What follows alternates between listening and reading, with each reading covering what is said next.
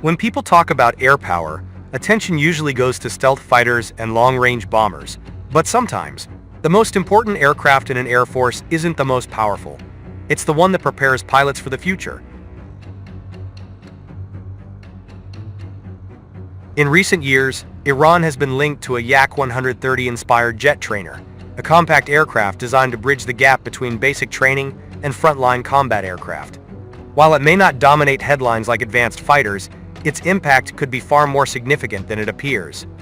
So why does this small jet matter, and what role could it play in Iran's evolving Air Force doctrine? Let's unpack it.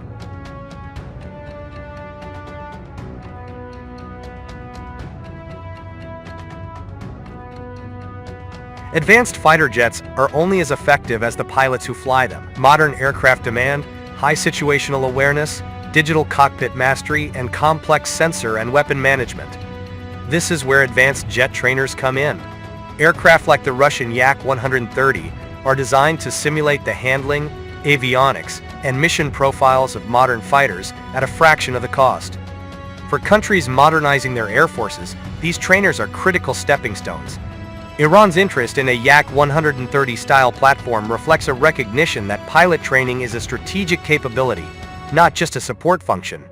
For decades, Iran has faced limitations in acquiring modern training aircraft due to sanctions and aging fleets. Many of its trainers and fighters date back several decades, creating gaps between training and operational readiness. As Iran explores the integration of more advanced aircraft, including potential platforms like the Su-35, the need for a modern lead-in fighter trainer becomes unavoidable.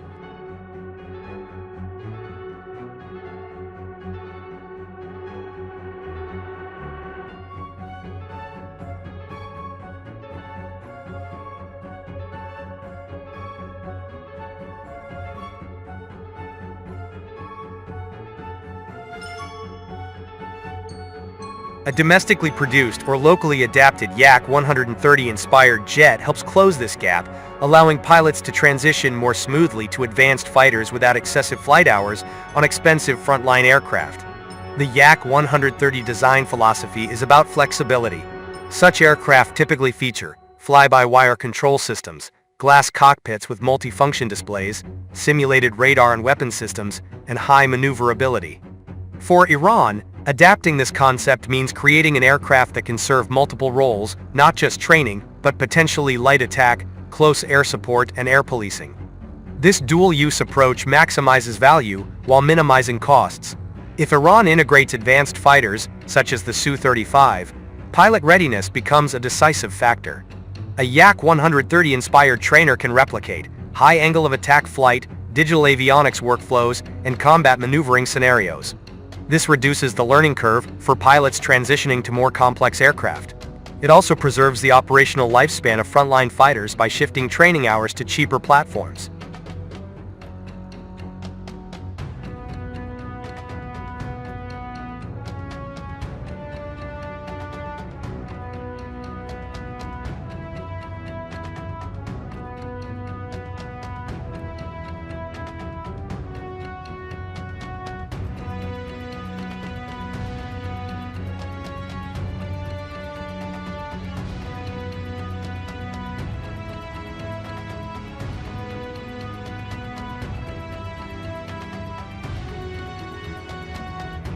In essence, the trainer becomes a force multiplier.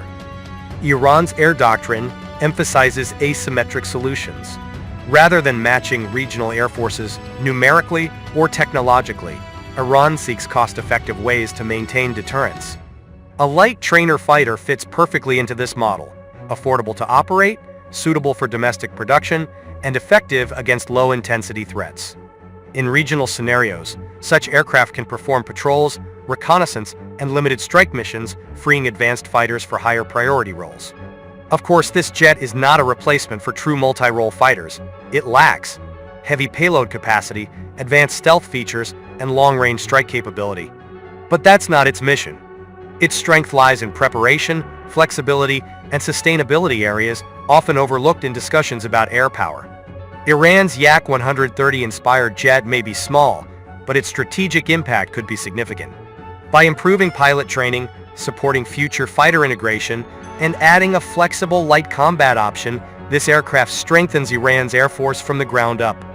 In modern air warfare, preparation matters just as much as platforms, and sometimes the biggest impact comes from the smallest jets.